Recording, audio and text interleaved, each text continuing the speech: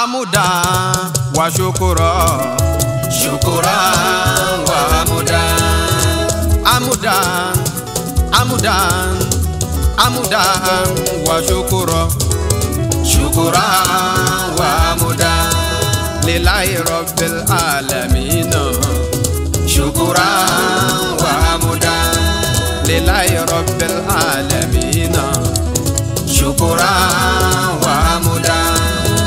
Adúpẹ́ àtọpẹ́dá o, adúpẹ́ àtọpẹ́dá, adúpẹ́ àtọpẹ́dá o, adúpẹ́ àtọpẹ́dá lórí Idris ọmọ tí àmì yò, adúpẹ́ àtọpẹ́dá lórí Idris ọmọ tí àmì yò, adúpẹ́ àtọpẹ́dá ọ̀kan lọ́mọ Àdìsá ló ń sọjọ́ ìbí ẹ̀.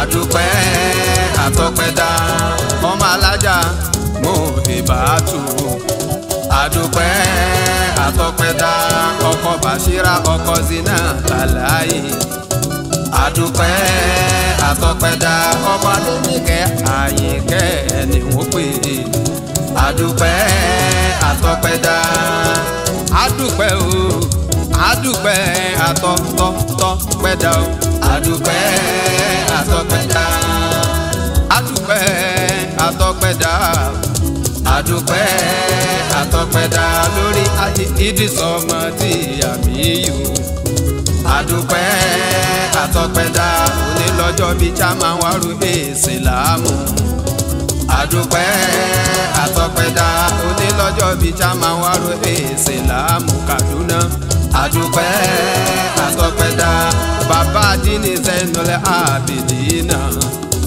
adúpẹ́ àtọpẹ́dá ọ̀kan lọ́mọ Àdìsá ọlọ́njẹ́ mi ẹ̀ ogun, adúpẹ́ àtọpẹ́dá CEO New Nigeria Properties, adúpẹ́ àtọpẹ́dá consultant agent wọ́n talẹ̀ wọ́n talé, adúpẹ́ àtọpẹ́dá, adúpẹ́ o, adúpẹ́ àtọpẹ́dá o, adúpẹ́ àtọpẹ́dá, ṣukura ṣukura amuda, ṣukura wa amuda, ṣukura wa amuda, lillahi rabbil alamin, ṣukura wa amuda, lillahi rabbil alamin, ṣukura wa amuda.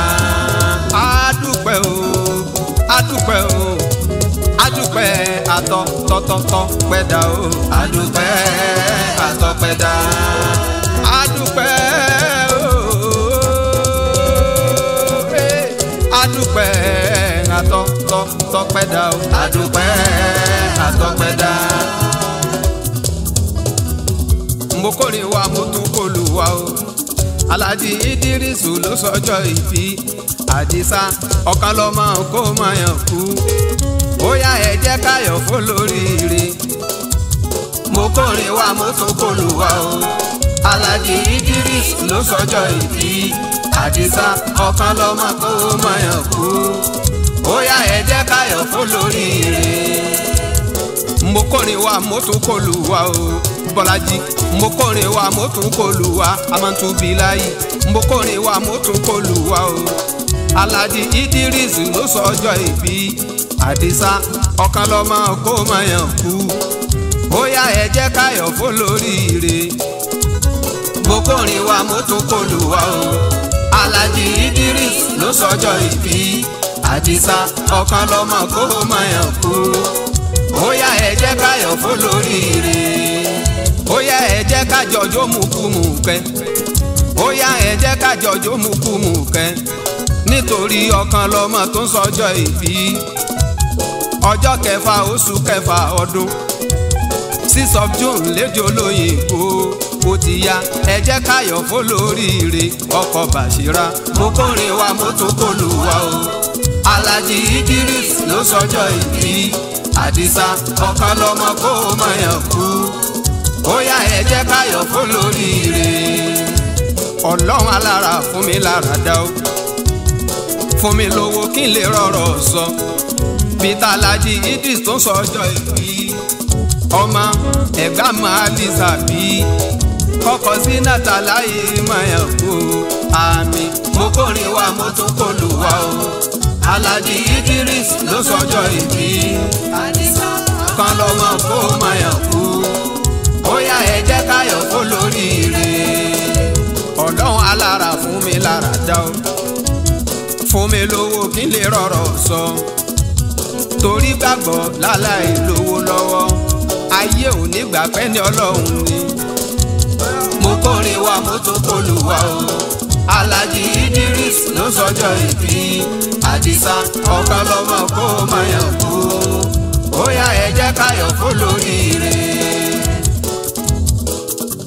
ọlọ́run jẹ́ kẹ́mi ẹ̀ ogun Kájí Idris máa yàn kú igba ọdún kan ni ọlọ́run má jẹ́ kó sì jẹ ọlọ́run má jẹ́ kó sì mú ọwọ́ ọ̀tá òní tẹ̀ kí gbèsè ayé ẹ̀ má dàrú lókè lẹ̀ mú rù sí ọmọ lọ́jọ́ ìbí ẹni ọmọ ẹ̀gbá màlẹ́ sàbí ọkọ Adéníkẹ́ Àyìnkẹ́ o ọmọ alájà mú ìbátú èèyàn wá sí àtòyè bí èèyàn bàbá Adénímí Adélọ́dún Abdulrahmani èèyàn àfàmọ̀ṣúdì mi èèyàn tèmi àmọ̀túbí láyì má gbàgbé àdéhùn rẹ ọmọ lọ́jọ́ ìbí ẹni. Alhaji Idris wàrí bá ti ṣe ọ̀kan lọ́mọ wa rọ́nà gbégbá o ọmọ mú ìbátú wàrówó sáyé ọmọ tí Àmíyù kẹ̀mí rẹ̀ ògùn lọ́la nábì Muhammadu èyí tí mo wí àṣẹ. lọ́la nábì Muhammadu èyí tí mo wí àṣẹ. ọkọ Bàṣírátù wàrówó sáyé ọkọ tí Nàtàláì wàrọ́nà gbégbá o ọkọ Adéníkẹ́ wàrí bá ti ṣe bàbá Abdul ọ̀rọ̀ rẹ̀ adayọ̀ bàbá Daulat kẹ̀mí ẹ̀ ogun bàbá Nàsíà kẹ̀mí ẹ̀ ogun à ń lọ́la nábì Muhammadu èyí tí mo wí àṣẹ. lọ́la nábì Muhammadu èyí tí mo wí àṣẹ. àpèmára ẹni lápẹ́ tèmi dire àpèmára ẹni lápẹ́ tèmi dire mo ní lọ́dún èyí ó máa rí bá ti ṣe ayé tí ó wá onítọrọ jẹ ayé tí ó wá onígbọmọ sí àpèmára ẹni lápẹ́ tèmi dire ọmọ lọ́jọ́ ìbí sórí lọ́dún èyí ó máa rí bá ti ṣe ayé tí ó wá ó máa rówó sáyé ayé tí ó wá onítọrọ jẹ lọ́la nábì Muhammadu èyí tí mo wí àṣẹ. lọ́la nábì Muhammadu èyí tí mo wí àṣẹ. lọ́la nábì Muhammadu èyí tí mo wí àṣẹ. wàrí bá ti ṣe Alhaji Idris wàrọ́nà gbégbá o ọ̀kan lọ́mọ ẹkún rẹ̀ adẹ́rìn ọ̀rọ̀ ẹ̀ adayọ̀ lọ́la nábì Muhammadu èyí tí mo wí àṣẹ. ọ̀la nábì Muhammadu èyí tí mo wí àṣẹ. lọ́la nábì Muhammadu èyí tí mo wí àṣẹ. àpèmára ẹni lápẹ́ tèmi dire ọmọ ọlọ́jọ́ ìbí Alhaji Idris mo ní lọ́dún èyí àjọ máa dáráfà àtúmọ̀dé London lọ́la nábì Muhammadu èyí tí mo wí àṣẹ. lọ́la nábì Muhammadu èyí tí mo wí àṣẹ. Alhaji Idris wà pẹ́ láyé Idris wà pẹ́ láyé ọ̀kan lọ́mọ òní kánjú kó ó ti rí jẹ kó má ní ṣòro ó ti rí jẹ kó má ní ṣòro kọlọmọ pa ẹ̀dá ṣàìdá mo ní kò lè kún lówó kó bí má lè mọ àlàáfíà lògùn ọrọ̀ kó má jẹ̀gùn kẹ́yìn ẹran kó ọmọ wa kìsà kẹ́yìn aṣọ. Ìdírísù ń wà pẹ́ láyé. Àjì Ìdírísù ń wà pẹ́ láyé. Ọ̀kan lọ́mọ kó máa yàn kú. Ọ̀kan lọ́mọ kó máa yàn kú. Ọlọ́jọ́ ìbí kó máa yàn kú. Mo ní wá sí 50. Èyí wá sí 100. Wà tún ṣe jù bẹ́ẹ̀ lọ. Nínú owó pẹ̀lú ọlá ńlá. Ọmọ Ẹ̀gbá máa dísàbí ọmọ agbóngbò àkàlà ọmọ erinjó ogún ọlá. Ọmọ òsínlẹ̀kùn palẹ̀kùndé ọmọ àríjó ogo lójú ogun. Ọmọ ìsìn tí mú mi kíkankíkan. Ẹ̀gbá ara àkè màjò ọmọ màjòjò lọ́fà. Ọlọ́jọ́ ìbí ijó ẹ̀dá. Ijó ọpẹ́ mi rè é. Ọpẹ́ ló yẹ mí.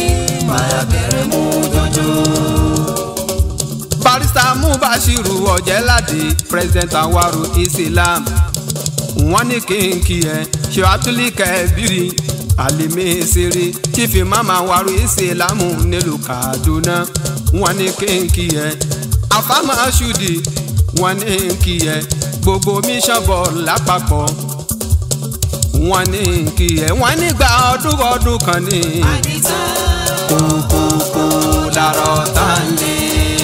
Alhaji Iliadi Ọlápàdé President Muslim Council. Wọ́n ní kí ẹ Alhaji Abdulrahmani Asidik Vice President Muslim Council. Wọ́n ní kí ẹ Alhaji Abdulwasiu Atoyebi ọmọ ọlọ́fà mọ́jọ.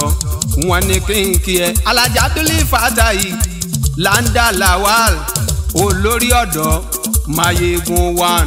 Wọ́n ní kínkì ẹ̀ wọ́n nígbà ọdún kan ní. Kókókó làrọ̀ tán lé. Alájà Latifatu Gada ìyá ní Ìlọrin. Wọ́n ní kí ẹ Alájà Ejina Ibrahim o. Wọ́n ní kí ẹ Alájà Abdulfatahi. Wọ́n ní kí ẹ pẹ̀lú Táyé Kẹ́hìndé. Wọ́n ní kí ẹ gbogbo àwọn ọmọ ìyá ẹ o. Wọ́n ní kí ẹ wọ́n nígbà ọdún kan ní. Kókókó làrọ̀ tán lé. Alájà Mariam Yusuf Chaledi Anwaru Islam o. Gbogbo youth lápapọ̀ gbogbo women's wing. Wọ́n ní kí ẹ gbogbo parents body. Wọ́n ní kí ẹ wọ́n nígbà ọdún kan ní. Kókókó làrọ̀ tán lé. Honorable Barde House of Rep nílùú Abuja. Oníkínkí ẹ Alájà Mariam o aláṣẹ Asmed Hospital. Oníkínkí ẹ Mrs. Fọláṣadé Lawal President Rotary Club nílùú Kaduna. Wọ́n ní kínkí ẹ Chief Akíntúndé Fásásí. Wọ́n ní kínkí ẹ Alhaji White Ọlọ́nà.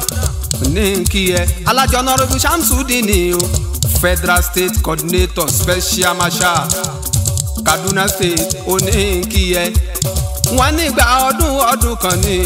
Kókókó làrọ̀ tán lé. Ìgbà ọdún kan ní. Kókókó làrọ̀ tán lé. Ọmọ lọ́jọ́ ìbí onílọ́jọ́ ọ̀rẹ́ ṣebí wọ́n ló lè ní òòyà dìde jàjò. Ọmọ lọ́jọ́ ìbí onílọ́jọ́ ọ̀rẹ́ ṣebí wọ́n ló lè ní òòyà dìde jàjò. Ọmọ lọ́jọ́ ìbí onílọ́jọ́ ọ̀rẹ́ ṣebí wọ́n ló lè ní òòyà dìde jàjò. Ọmọ lọ́jọ́ ìbí onílọ́jọ́ ọ̀rẹ́ ṣebí wọ́n ló lè ní òòyà dìde jàjò. Àjì Idris Àdìsá ọ̀kan lọ́mọ sọ́jọ́ ìbí ṣebí wọ́n ló lè ní òòyà dìde jàjò. Ọmọ lọ́jọ́ ìbí onílọ́jọ́ ọ̀rẹ́ ṣebí wọ́n ló lè ní òòyà dìde jàjò. Ìwọ tọ́pẹ́ tọ́ sí o mọ́ra ẹ. Ìwọ tọ́pẹ́ tọ́ sí o mọ́ra ẹ. Ìwọ tó fojoojúmọ́ rí oore ọ̀fẹ́. Ìwọ tó fìgbà gbogbo rí àánú gbà o. Ìwọ tójó tìrì tójó sí ní tì. Ìwọ tọ́pẹ́ tọ́ sí o mọ́ra ẹ. Ìwọ tọ́pẹ́ tọ́ sí o mọ́ra ẹ. Ìwọ tọ́pẹ́ tọ́ sí o mọ́ra ẹ. Ìwọ tó fojoojúmọ́ rí oore ọ̀fẹ́. Ìwọ tó fìgbà gbogbo rí àánú gbà o. Ìwọ tójó tìrì tójó sí ní tì. Ìwọ tọ́pẹ́ tọ́ sí o mọ́ra ẹ. ọlọ́run tó ń bàṣírí ẹ̀dá dákun bàṣírí àwọn olùrànlọ́wọ́ mi tó rán sí mi. ọlọ́run tó ń bàṣírí ẹ̀dá dákun bàṣírí àwọn olùrànlọ́wọ́ mi tó rán sí mi. ọlọ́run tó ń bàṣírí ẹ̀dá o dákun bàṣírí àwọn olùrànlọ́wọ́ mi tó rán sí mi. ọlọ́run tó ń bàṣírí ẹ̀dá dákun bàṣírí àwọn olùrànlọ́wọ́ mi tó rán sí mi. Aláàjì Ìdírísù mi ọkọ Bàṣírà ọkọ Zínátàláyì o onísọkú ọkọ Adéníkẹ́ oníkanjúkú ẹ̀yin olùrànlọ́wọ́ mi tọ́lọ́run rán sí mi. ọlọ́run tó bàṣírí ẹ̀dá dákun bàṣírí àwọn olùrànlọ́wọ́ mi tó rán sí mi. ọlọ́run tó bàṣírí ẹ̀dá ò bá mi bàṣírí Aláàjì Ìdírísù tó rán sí mi. Happy birthday to you, Alhaji Idris Adisa Okanloma.